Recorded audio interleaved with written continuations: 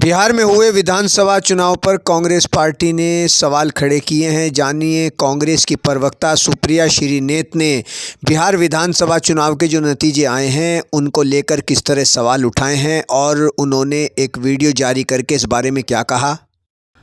दो शब्द राहुल गांधी पे कहना चाहती हूं, लेकिन अगर आप उन लोगों में से हैं जिनको लगता है कि बिहार में पूरी तरह से निष्पक्ष चुनाव हुआ है, स्वतंत्र चुनाव हुआ है, पूरा ट्रांसपेरेंट और इंडिपेंडेंट प्रोसेस रहा है, तो आप ये वीडियो बिल्कुल मत देखिए, क्योंकि ये वीडियो आपके लिए नहीं है। लेकिन अगर आप उन लोगों में से हैं जिनके अंदर ये समझदारी है, जिनको समझ में आ रहा है, जो देख रहे हैं और ये मानने को तैयार नहीं है कि 90% से ज्यादा स्ट्राइक रेट बीजेपी और उनके घटक दलों का नहीं हो सकता है, तो इस वीडियो को अवश्य सुनिए। अगर आपके मन में भी यह सवाल आता है कि इतने पलायन, इतनी बेरोजगारी, महंगाई और इतनी कानून व्यवस्था के ध्वस्त होने के बाद 90% स्ट्राइक रेट आना असंभव है, तो यह वीडियो असल में आपके लिए ही है।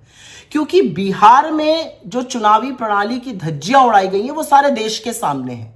जो संविधान में निहित एक व्यक्ति एक वोट की धज्जियां उड़ाई गई हैं वो भी सारे देश के सामने है। बिहार में जिस तरह से बीजेपी के पदाधिकारियों ने, नेताओं ने, कार्यकर्ताओं ने एक से ज्यादा जगह वोट डाले, उसके सबूत सोशल मीडिया पर हर जगह है। ये तो कुछ सबूत सामने आ गए, कितने ही और लोगों ने ये किया है अभी हमें नहीं पता है।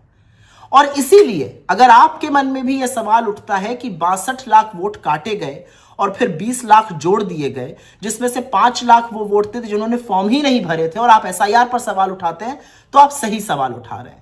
अगर आपके मन में भी यह सवाल उठता है कि 6 अक्टूबर को इलेक्शन अनाउंस करते हुए ज्ञानेश कुमार जी 7 करोड़ 42 लाख वोटर की बात करते हैं, जो जादू से 11 नवंबर को 7 करोड़ 45 लाख हो जाता है, और अगर आपके मन में सवाल आता है कि 3 लाख कैसे बढ़ गए, तो सही सवाल आ रहा है। अगर आपके मन में सवाल आता है कि जेडीयू और बीजेपी कि सरकार ने चुनाव के दौरान 10,000 रुपए खाते में डाले और चुनाव आयोग मूक दर्शक बना रहा और ये वोट के लिए कैश या जिसको रिश्वत कहते हैं दी जाती रही, तो बिल्कुल सही सवाल आपके मन में आ रहा है। अगर आपके मन में यह सवाल आता है कि कैसे चुनाव के बीचों बीच हरियाणा के करनाल से एक ट्रेन उन लोगों से भर के आती है जो बीजेपी का पटका पहने हुए हैं, वो बिहार में आकर वोट डालते हैं, तो आपके मन में बिल्कुल सही सवाल आ रहे हैं।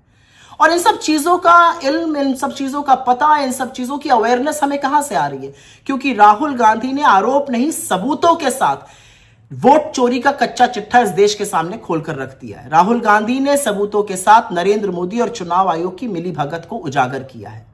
राहुल गांधी की बदौलत आज इस देश को फर्जी वोटर, फेक पते, कैसे एक एक घर पे 500-500, 800 लोग रजिस्टर हो जाते हैं, कैसे नकली फोटो इस्तेमाल होती है जिसमें ब्राजील की मॉडल तक शामिल है, ये लोगों के पास और खबर सामने आई है। ये राहुल गांधी की बदौलत है कि एक्चुअली इतने खुलासों के बाद मेन स्ट्रीम मीडिया और डिजिटल मीडिया के साथ ही जो फील्ड पर गए उन्होंने और उदाहरण लाके सामने रखे। यह राहुल गांधी की बदौलत है कि अगर एक व्यक्ति एक जगह से ज्यादा वोट करता हुआ पाया गया तो उसके फोटो, उसके वीडियो लोगों ने साझा किए सोशल मीडिया पे। यह उनकी बदौलत है कि लोगों को लगा वोट चोरी हो रही है और अगर किसी बूथ पर अनियमितता हो रही है तो उसको बढ़ चढ़ कर बोला गया। तो राहुल गांधी पर एकदम से आक्रामक कौन है, हमलावर कौन है? राहुल गांधी को इस हार का दोषी कौन ठहरा रहा है? महागठबंधन के खराब प्रदर्शन का ठीकरा कौन उनके सिर पर फोड़ रहा है? हो सकता है अनभिज्ञता में आप कर रहे हो, लेकिन असल में यह बहुत सोची समझी सुनियोजित साजिश है बीजेपी की, आरएसएस की और उनके पालतू मीडिया की।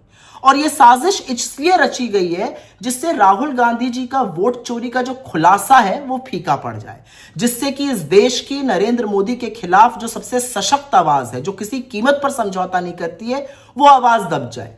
महागठबंधन की हार का दोषी राहुल गांधी को ठहराना अकेले कहीं ना कहीं एक मकसद है इसका, और वो मकसद है राहुल गांधी की आवाज को दबाना, उनको डिस्क्रेडिट करना, विपक्ष के कैंप में संशय पैदा करना, विपक्ष के कैंप में अविश्वास पैदा करना।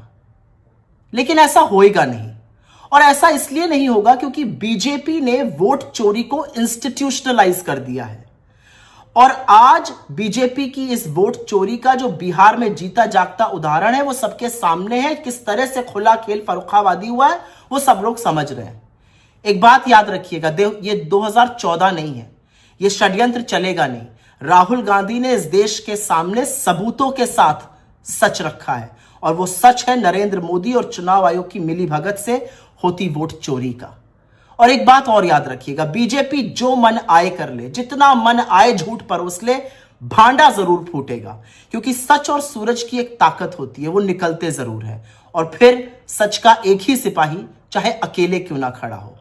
to Rahul Gandhi's credit, the country knows about vote chori today. The country knows how the system is being manipulated. The country knows what has happened in Bihar. And which is why to hold him responsible is what the BJP is doing. Don't fall in their false narrative.